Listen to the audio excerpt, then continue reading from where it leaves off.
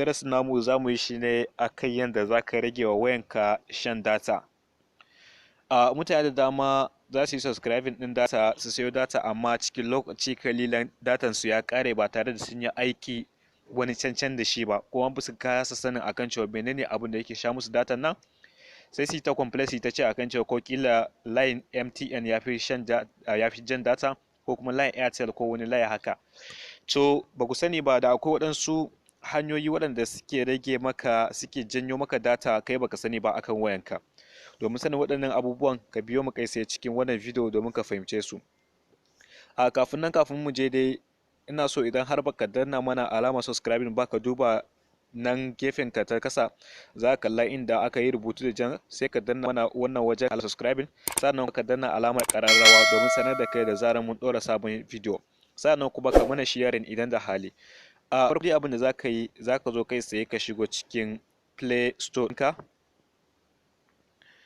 Za ka shigo cikin Play Store. Mun shigo cikin Play Store kamar haka. Sorry, waya na ɗan delay ne saboda karancin RAM ɗin da take da shi yasa kuke ganin ta ɗan delay. Idan ka shigo haka, za ka zo nan ta ɓangaren ka na hagu, wannan zane guda uku nan za ka shiga. In ka shiga wannan zane guda uku haka, ka kalla ya kawo maka haka, sai ka zo kai tsaye cikin settings ɗinka. Sai ka shigo cikin settings. In ka shigo cikin settings ɗinka, ka duba, za ka kalla inda aka rubuta auto update apps, sai ka shige shi, shine na uku. In ka shige shi haka, gashi nan zai kawo maka option kamar haka. Zai kawo maka over any network data charger may apply, over wifi only, don't auto update apps. Ka gane ai, wannan zai baka zaɓi guda uku. Wato idan ka bar shi a cikin wannan na farko, over any network ɗin, wannan kowane layi idan ka saka a ciki, ko MTN ko Zen ko Glo, kowane layi idan ka saka a ciki, to idan har application ɗin da yake so ya yi updating, to zai yi updating ɗinsa da kansa ba tare da kai ka shiga hakan ba. To haka sai kalla yana ja maka data. Idan kuma ka shigo a cikin over wifi only, wannan sai dai idan lokacin da ka samu kai connecting da wifi ɗinka, ko kuma ka hada da wifi, daga nan ne zai maka updating da kansa. Don't auto update, wannan kuma idan ka shiga, wato kwata-kwata bai yin updating da kansa ba, sai dai ko idan kai ne ka kalla ya kamata ka yi masa updating kafin nan sai updating da kansa. Bari ku je ku kalla wani dalili a nan gurin. Idan kana so ka san menene abin da ya sa ka biyo ka koma baya, in ka koma baya za ka zo ka shiga ciki haka nan. Ka shiga, sai ka shiga inda ya nuna maka my apps and games, sai ka shiga cikinsa haka. Sorry, yana ɗan updating ne saboda abin nan. In ka shiga cikinsa haka, kaga farko mai nuna maka you are running low on storage. Ka gane ai, haka sai ka shige ciki. Sorry, network yana ɗan abin nan, shi yasa yake ɗan delay. Yawwa, to gashi nan dai ya kawo mana kamar haka.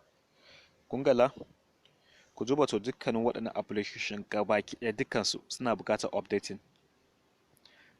Ku duba waɗannan application da kuke gani gabaki ɗaya suna so su yi update ɗin kansu da kansu. To yanzu hakan nan sai ka kalla gabaki ɗaya suna ta yi updating da kansu, suna ta yi da kansu. To haka sai ka kalla gabaki ɗaya, haka ma yana ta ja maka data ba tare da ka san akan cewa yana abin nan ba. To wani application din za ka kalla gabaki ɗaya nan ma kwata-kwata, wani application din baka ma amfani da shi, za ka kai wata, wani kuma kusan kwanaki ba ka ma shige da shi ba. Kuma ba kowane application ne za ka so ka yi abu da nashi ba. To amma idan har ka je ka yi wancan din, to za ka kalla shan datan ka zai ragu. Kuma idan ka zo nan kuma kana so, sai ka zaɓi wanda baka so sai updating din kansu. Alal misali, mu ɗauka wannan, ya za ka mun danna shi. So haka nan sai ka laga baki daya duka application sun yi mai, sun zama abin nan kenan, sai ka laga baki daya ba za su yi updating din kansu ba. To haka za ka bi ka rage wa wayanka shan data. Hanya ta farko kenan.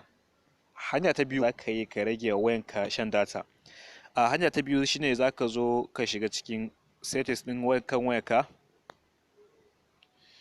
Sorry, ka in ka shigo settings kamar haka, wato sai ka zo cikin settings ɗin wayanka kamar haka.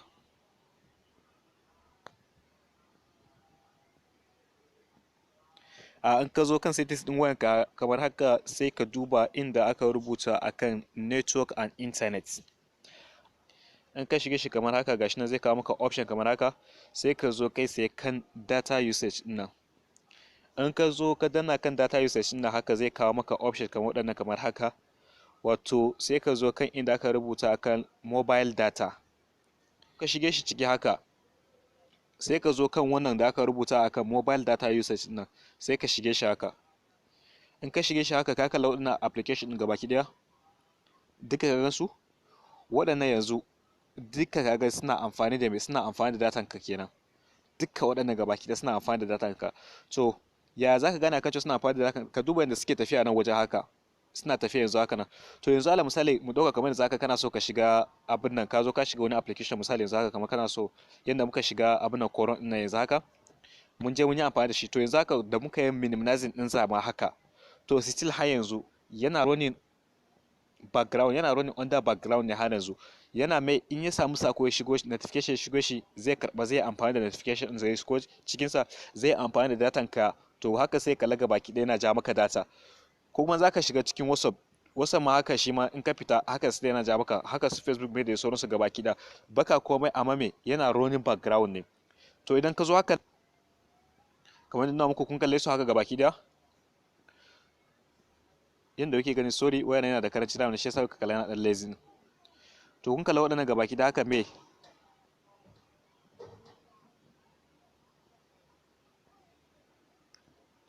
to kun kalla suna haka gabaki da duka waɗannan duka suna amfani da data na kenan yanzu haka. To da zaran application ya shigo musu za su yi aiki da under background, su karɓi application abin notification, su yi mai duk abu da suka ga dama kenan, su yi aiki da data na. To in kana so ka yi me, in kana so ka hana shi ya dinga running under background na, to sai ka yi clicking ɗinsa akai haka, kamar misali haka. In ka yi clicking ɗinsa akai haka ka kalla ya zo nuna maka me background data.